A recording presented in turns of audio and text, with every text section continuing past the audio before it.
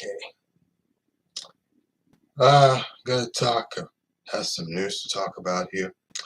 But before I do that, I want to make a little note on Black Wall Street. Now, I don't know a whole lot about Black Wall Street, and I'd like to learn more about it. But yeah, I don't know a whole lot. All I know though, is that built black people built that town from the ground up, Black Wall Street, somewhere out in Oklahoma. And apparently, some government agencies or white supremacists their burned the town to a crisp.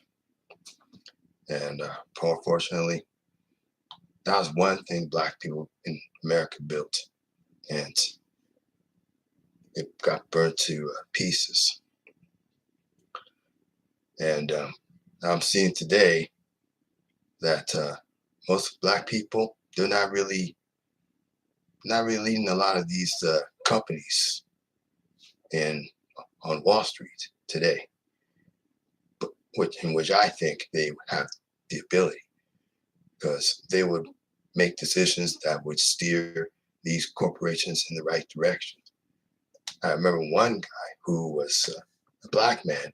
I think he was head of the General Motors, and he got demoted. And some white male who also graduated from university, he never had to start at the bottom to work his way up to be CEO of, I think, General Motors. It's Isn't that ironic? You get all this education and then you have to start at the bottom of a company and work your way up, where you take a white candidate, male or female, and they end up being CEOs of most companies, never having to work their way up the ladder. They start as CEOs right from school. Isn't that ironic? Because you work at the bottom, you get to learn about the business and how a business is run and how most management does things in most companies. But it's just astounding to me, where you take a black person, male or female, and they have to work at the bottom, work their way up to managerial or CEO positions, where a white candidate, they really have to do that. And then you find out most companies are not making money, and they end up laying off a lot of their staff, or selling off a part of their business, which hasn't been progressing with regards to sales. But that's just my observation. That's just my opinion. Just take it or leave it. Maybe I'm just talking crazy in regards to that. Okay, now that I got that off my chest, I'm going to talk about some things that I've been reading. Now, the first order of business I'm going to talk about is San Francisco. Now, I've read that San Francisco is starting off with some driverless vehicles, driverless taxis, that is, meaning they're going to have vehicles. Most of these cab companies are going to have vehicles where the vehicles does all the driving itself without any drivers. Now, that's a problem. Well, in a way, it's a problem, because most drivers are about to lose their job, are going to lose their jobs if something like this happens, or there's some sort of artificial intelligence comes on from all these taxi companies. And let's not forget limousine drivers, limousine companies too, because I mean, taxis and limousine drivers, they basically provide the transportation for most of their customers. And with driverless vehicles coming on, or or this AI, as they call it, and within this taxi driving companies. Apparently, most taxi drivers are not gonna have any jobs and just go out of business altogether. So it'd be interesting to see what it is about and how things, how most of these cab companies cope.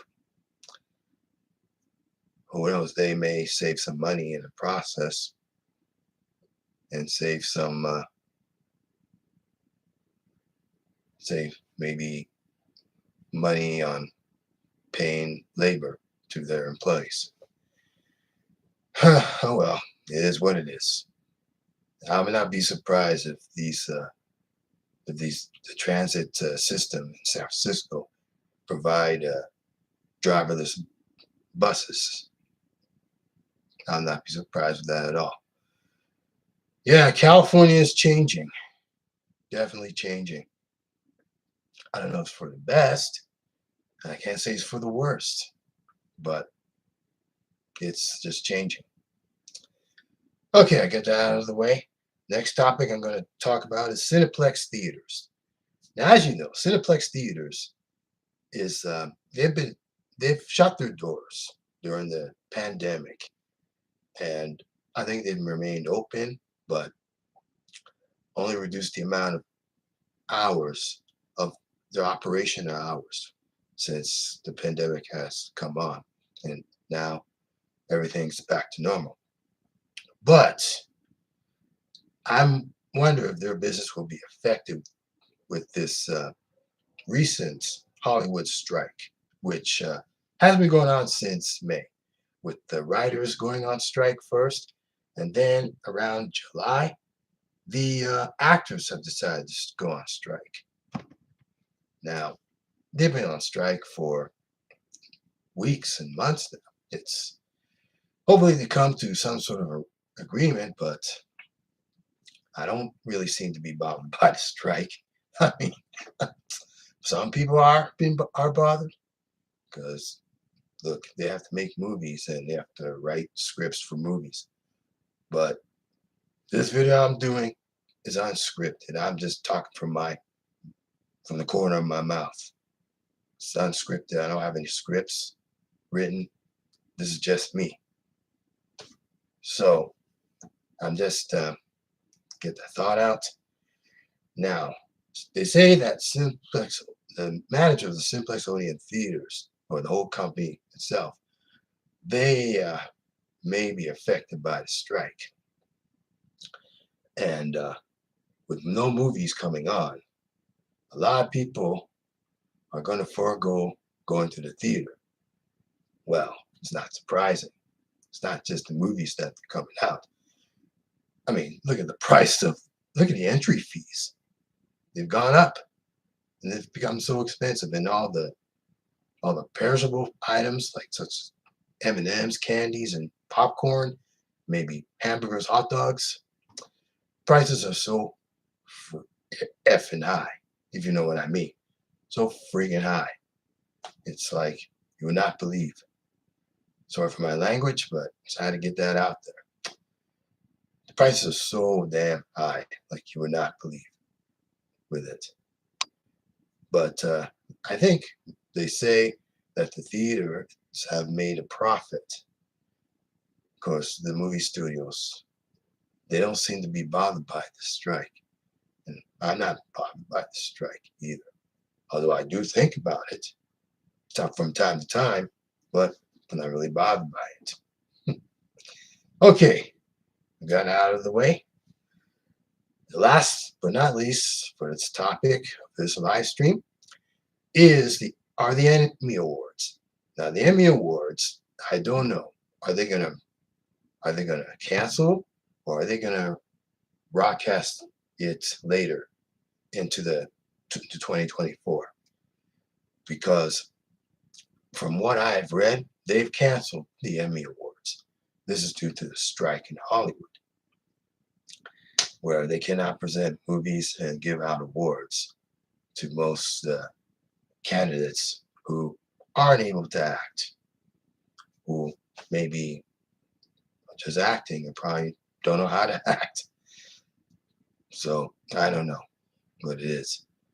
And I will talk a little bit about the Grammy Awards in my other channel, my music channel. So I'll talk a little about that and why it's not really a show to helping musicians reach their the pinnacle of the success. I mean, an award doesn't really mean much. Just like the Oscars, winning an Oscar doesn't mean very much because you can win an Oscar, but then when you end up acting in movies that are bombs at the box office, you're just wasting not just the theater's money in bringing those movies, but the studio's money as well, because they have to spend money on production costs and spend money on, say, the actors that act in these movies and of all the other low-level, mid-level workers, employees that basically run things that help the studio function smoothly. So that's like, it's a big cost there if you think about it. So the Emmy Awards have been canceled. I would say if the strike, they don't come to a deal, I'll say the Oscars and the SAG Awards will be canceled as well. Even the Golden Globe Awards will be canceled. Now, I don't know about the Daytime Emmy Awards because I'm seeing some soaps and some morning shows, they're still running. But soon, I would say, they will probably go on strike as well because it has a trickling effect, the strike, that is. But that remains, I don't know, remains to be seen. Okay, that's all I have for this live stream. I will be back with another live stream in the future. Have yourselves a good evening and take care.